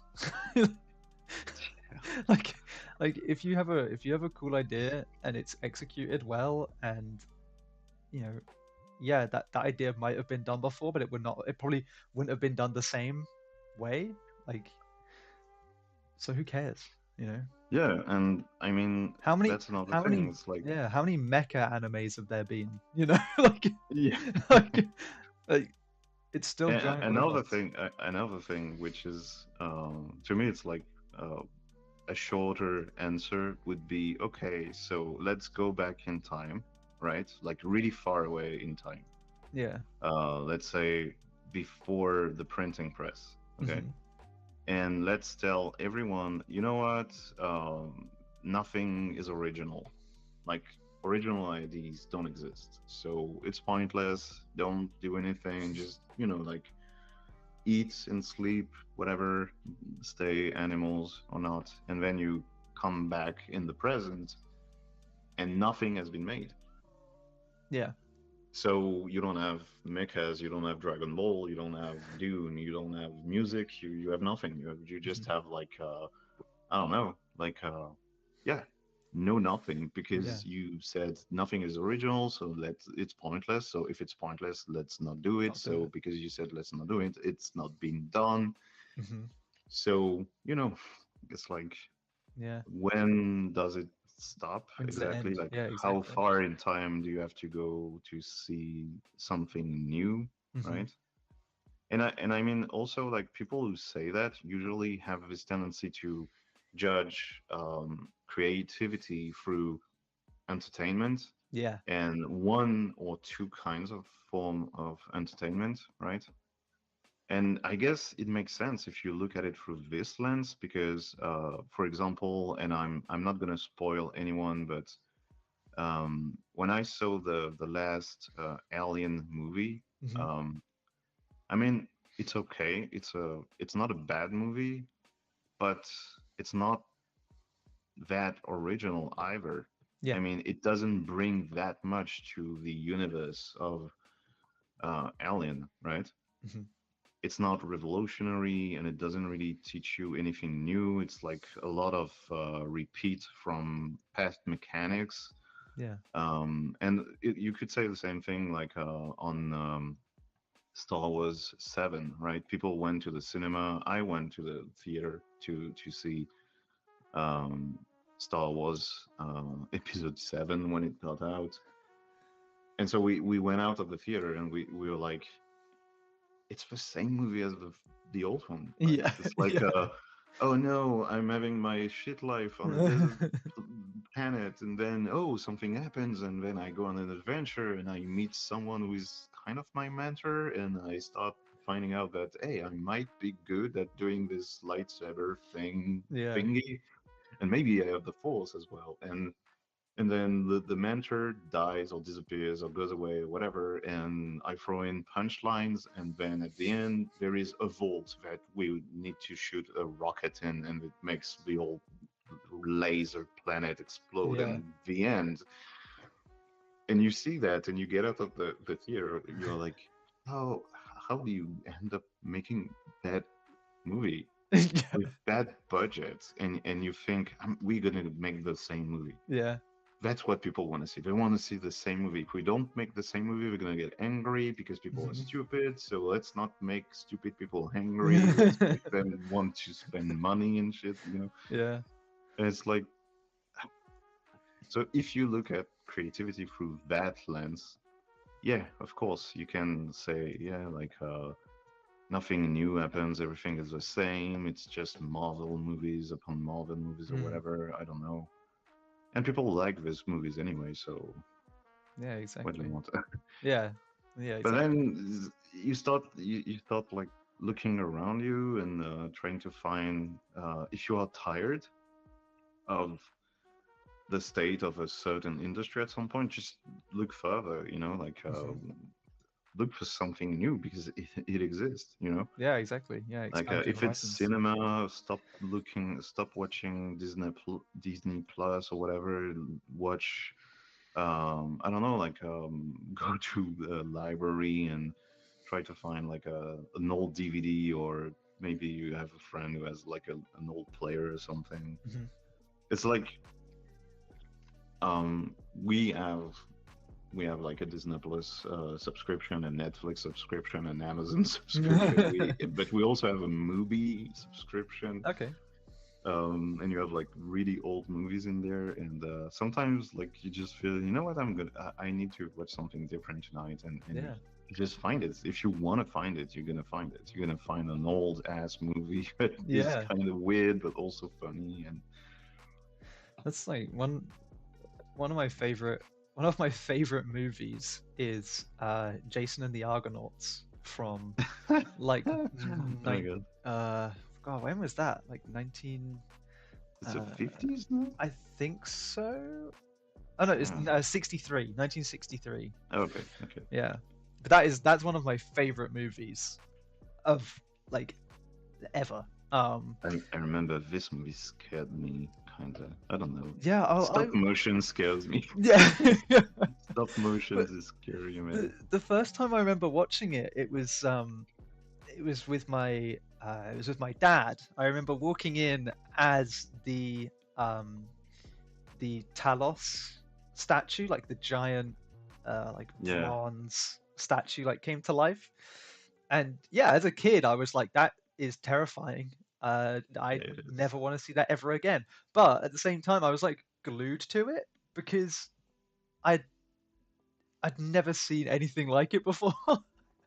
and Yeah, and now sometimes I'm watching a movie, like I'll be watching like a movie or a TV show or whatever, and I just like feel the urge to go and rewatch Jason and the Argonauts because of the like practicality of everything, like everything was stop motion or camera trickery. Like there's bits where they're in the boat and you can see it's just a toy boat like in yeah, in like a swimming yeah. pool or something. But The water feel kind of weird.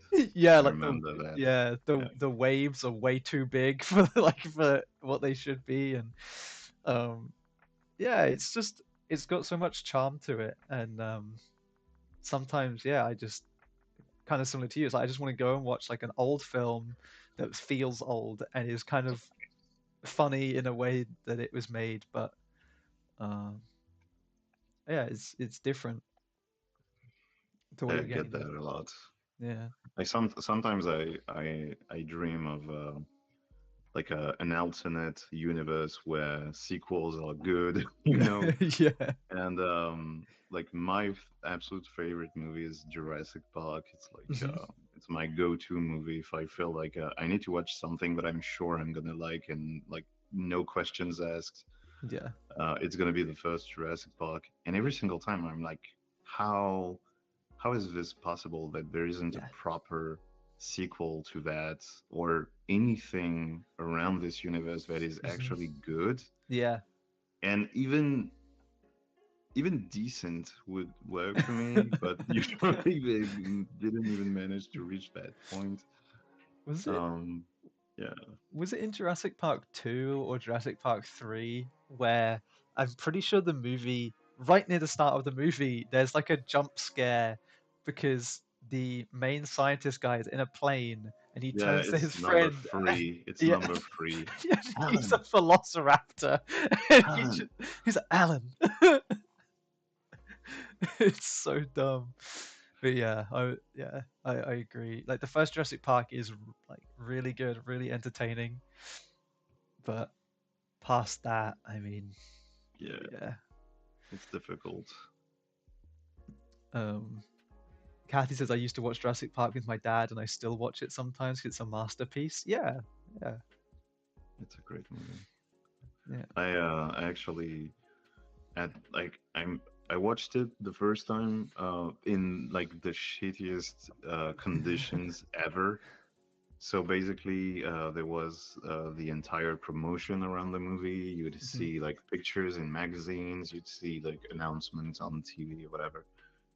And I was too young to go to the theater, so I had to wait for 2 years for it to be released on Yeah. TV. And I asked one of my uncle to record it on a Oh VHS no. tape, Yeah.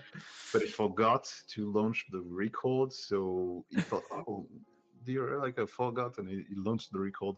And basically, for me, my first version of the movie started when the T-Rex goes comes out of the fence. I had zero, like I didn't have the rest of the movie. So I had to wait another 1 year or something to see the full version of Yeah. the movie in a consistent quality, you know. Mhm. And yeah, I don't know. Yeah. It just stayed with me this whole time, Yeah. I think. and I still discover things about this movie that I didn't know, such as the fact that when Alan Grant is in the chopper and he ties the belt together, Mhm.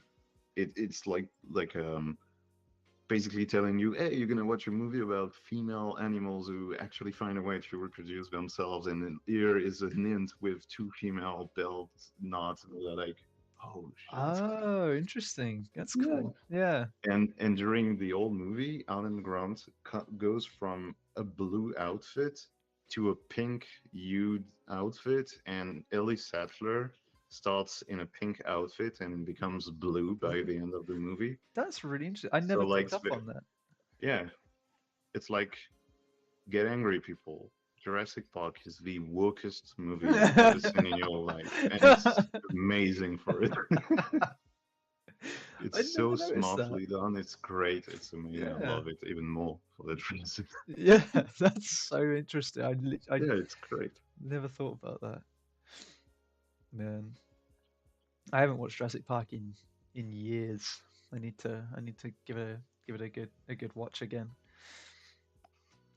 But the thing that stuck with me is like always the when they're in the car and you the T-Rex is stomping and they've got like the water rippling. Yeah, Like that's just so good. and they did it with a guitar bass chord. Yeah, they did. Yeah. Yeah. Amazing. This movie is amazing. Yeah. Um yeah, Oh, we are almost over. we are. We've got You. yeah. few more minutes. Um, it's like art classes. Everyone's drawing the same object, but everyone is doing it in their way. Just because the idea exists, you can still bring a new perspective to it. Exactly. Yeah, that's exactly what we were saying. Um, but yeah, and a lot of people, yeah. It's like, oh, I need to rewatch Jurassic Park. Yes, you do. And if you haven't seen Jason Yes, and you the can. Argonauts, watch Jason and the Argonauts. The movie's dated but incredible, Yeah, with some great um, Ray Harryhausen, I think is the name of yeah, the stop motion. yeah. Stop motion artist. Yeah, absolute legend. He was supposed to do the dinosaurs for Jurassic Park, actually. I think. Wow, really? Yeah, but yeah, basically, they didn't like it because you have no motion blur Yeah, with stop motion because it's like stills after it's stills after stills, yeah, so you don't have like yeah. Jurassic Park would have been a a very different movie, I think, yeah. if it was stop motion, because yeah, it would not have come across quite as well. But I'm gonna try to find it, but I think I have have a post on ArtStation. Someone posted like extract of the dinosaurs scenes in stop motion. oh, cool. What like pre pre CG footage stuff. Yeah, yeah. Yeah, that's cool. So you have the kitchen scene with the raptors in stop motion. You have the T-Rex attacking the car, I think. I might have seen that one. The Raptors scene, the Raptors scene being in stop motion rings a bell. I might have seen that, Yeah. but yeah. Um, do you draw dinosaurs? I mean, I personally don't. Have you ever drawn dinosaurs? You must have done. If you grew up being a fan of Jurassic Park, there's Yeah, no that's the way. thing. Yeah, it's like really odd to draw for me Mm. creatures, and I'd love to get better at it. So the issue is that I guess I slept too much on it for a while, and now I developed enough of a critical eye, but not enough of a skillful hand. Yeah, So yeah. if I try to draw a dinosaur, it looks really weird. You But need to. you know what? Next time after this guy, let's do some dinosaurs heads or something. Yeah, that'd be cool. Yeah, yeah, yeah. Would be nice. Yeah, I'm totally down for that. I'm sure Melissa would be in the chat and give you a Yay! lot of a lot of Yeah, a lot feedback. of praise, obviously, right? Yeah, yeah. It doesn't look like this. It sucks. What are you doing? Stop this at once. Breaking down in tears. I'm You are trying. you you are insulting the whole profession. Have you watched Arcane? I know I did a long jump from Jurassic Park, but I was You, amazed with the art and animation. I haven't. I've watched the first season, but I haven't watched the second season yet.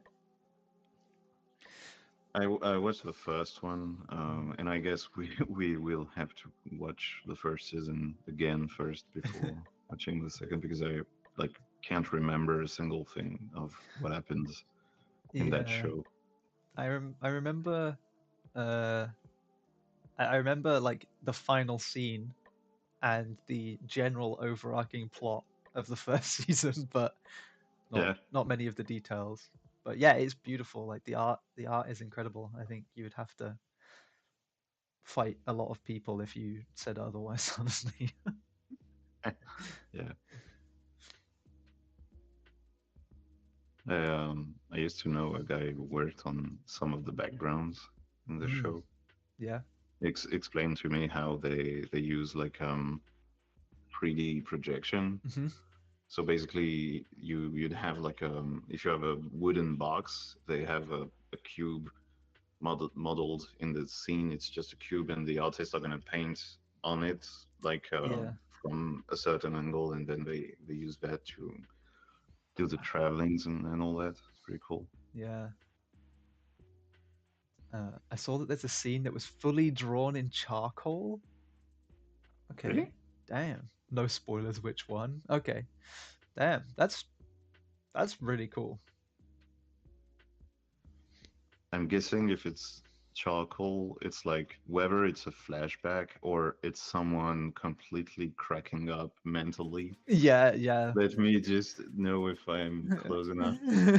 Like, yeah, someone is having a mental breakdown. It reminds me of that like is it like a Van Gogh movie where like Yeah, every frame oil painted. was an oil Yeah. painting? Yeah. You gotta be crazy to do this kind of thing. Yeah. You have also like a movie, I think it's The Old Man and the Sea or something. Same thing, it's like painted, every frame is painted. God. I think Loving Vincent is the name of the Van Gogh movie. Oh yeah. It took 100, what was it, 100 artists to be trained in like Van Gogh's style and also in like oil painting to then do it. Jesus. I mean, it's impressive. I appreciate the performance, but somehow I'm thinking I would have been more sensitive to like having lots of artists do it in a different style That and would be be cool. more, yeah, be more like showcasing like his influence on artists generations Mm, later, kind of. yeah, But it's still cool. It's still pretty cool. yeah. That'll be the sequel, like remembering Vincent. Yeah. um,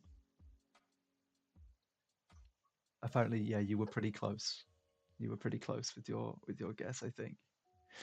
Um, yeah, that comic book style was so crazy, so well done too. Yeah, man, I need to watch Arcane first. I need to get a Netflix account again. So,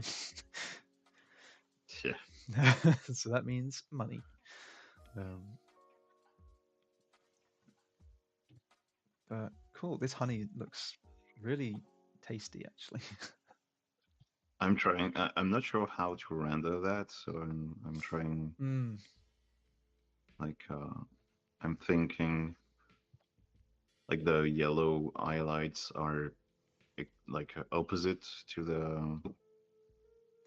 the light, also something. I'm not sure. it's a tough one.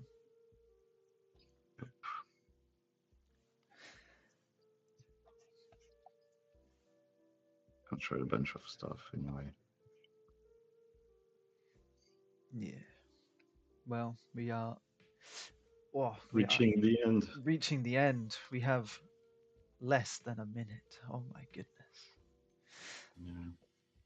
Time flies. I feel this time we were very grounded in the content of our conversation compared to other times. I feel like last time it got deep. Last time Yeah, there was a lot. Um, yeah, these streams just get like that sometimes. Sometimes they'll be really deep, and then other times you end up just talking about random stuff, whatever comes to mind. yeah. Um, but uh, Actually, it's too bad that we are at the end because it was actually one thing I wanted to talk about, and I just think about it right at the end. So I'm very sorry, people. make Maybe for the tell next you what, make a time. note of it. Make a note of it, and then we'll bring it back in next time. Yeah. um, but yeah, while you sort of wind down on this, I will say thank you so much, everybody, for coming and watching and hanging out and chatting with us. We had a good range of topics today, which is nice. And I hope you enjoyed watching Flo do some color and some shading on his awesome character. It's nice to see it, come into life. So uh, Thank you so much. From cats to dinosaurs. Yeah, exactly. We went from cats to dinosaurs. That's all we spoke about. Uh, Next yeah, time, from dinosaurs to chicken. yeah, yeah. Next time we're going to be going through the history of evolution from from start to finish. Yeah. Um, but no, thank you as well to Flo for taking some time out and coming on here and chatting to me and to you guys. Um, it's a pleasure as always. Um, if you were lurking today, thanks for the stream. It's okay. I'm glad you enjoyed it. So yeah, tomorrow we have Dan on here tomorrow, who I think was on the stream once before, maybe for a Q&A at some point. But he's actually going to be something to do. He's going to be doing something for Luna Forge tomorrow, which is our like game studio part of Moon Colony. He'll be sort of taking a character asset through his whole pipeline from designing it to rigging it to doing, I think, a little bit of animating as well. So if that interests you, come along tomorrow, same time, same place. It'll be awesome. But yeah, do you have anything that you would like to add or say or do, Flo, before we wrap up? Oh, I'm really bad at saying goodbye, so goodbye. I'm gonna work on that, I promise. But no, It's okay. for now, that's just it. Thanks a lot. That's fine. Perfect. Thank you very much, everybody. I hope you enjoy the See rest you, of your day. everyone. I'll see you tomorrow. Bye Bye bye. bye.